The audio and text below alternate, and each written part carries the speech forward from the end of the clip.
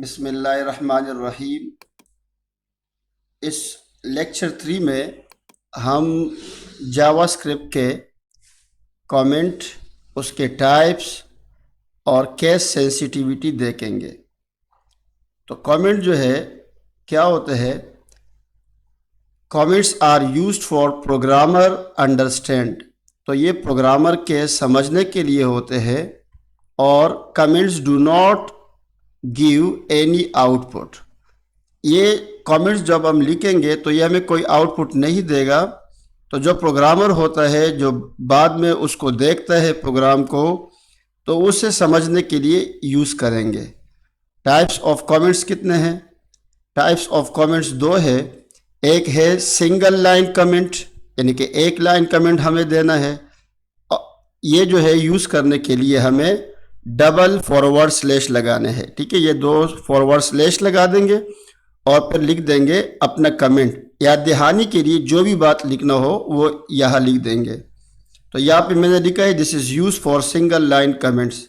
अब अगर आप जो है प्लस का एक प्रोग्राम बना रहे हैं तो आप यहाँ पे अब लिख सकते हैं कि this is used for addition या सम या कुछ भी जो है हम अपने लिए लिख सकते हैं।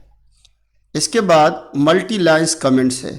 तो हमें अगर बहुत ज़्यादा लिखना है, 3, 4, 5 लाइनें लिखनी है, तो ये कहलाएगा मल्टी लाइन्स, यानी एक से ज़्यादा लाइनों पर अगर हमें कमेंट्स लिखना है।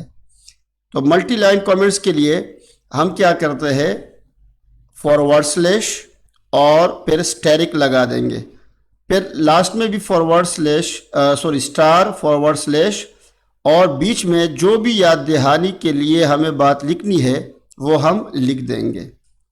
इसके बाद जो है हमारे पास है जावास्क्रिप्ट इस case sensitive. JavaScript case sensitive है, और केस सेंसिटिव का मतलब क्या है कि अगर आप स्मॉल अल्फ़ाबेट और कैपिटल अल्फ़ाबेट लिखेंगे तो वो उनको अलग अलग ट्रीट करेगा, वो उनको एक नहीं मानेगा।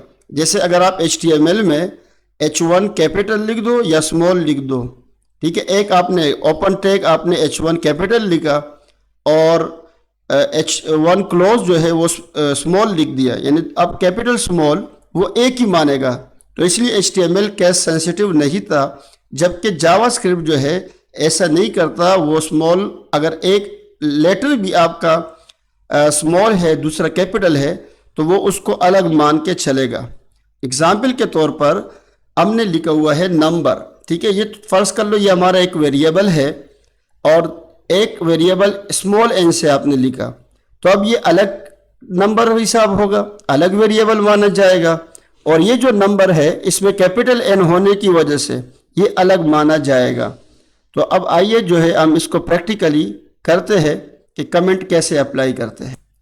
तो ये हमने पिछली वीडियो में प्रोग्राम देखा था। अब मैं सिंगल लाइन कमेंट यहाँ लिख रहा हूँ। तो लिख रहा हूँ this program will print hello world. ठीक है, तो ये मैंने जो लाइन लिखी ये मेरे याद दहानी के लिए होगा, कोई और पढ़ेगा तो उसको समझने में मदद मिलेगी।